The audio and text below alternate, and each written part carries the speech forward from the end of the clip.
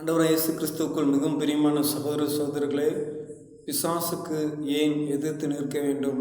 அதாவது ஒரு மனிதன் ஒரு மனுஷி ஒருவேளை அவர்கள் ஆண்டவருடைய பிள்ளைகளாக இருந்தார் என்று சொன்னால், கர்த்தராகிய இயேசு கிறிஸ்துவின் பிள்ளைகளாக இருக்கும்போது பிசாசுக்கு எதிர்த்து நிற்க அவர்களால் முடியும். எப்படி என்று சொன்னால், தேவனுடைய வார்த்தை அவர்களுக்குள்ளாக இருக்கும்போது, ஆண்டவராகிய இயேசு கிறிஸ்து பிசாசினாலே சோதிக்கப்பட்ட போது வனாந்திரம், தேவாலயத்தின் உட்பேரிகை மேல் உயர்ந்த மலை, இந்த 3 சோதனையிலே என்ன செய்தார்னா பிசாசை எதிர்த்து நின்றார்.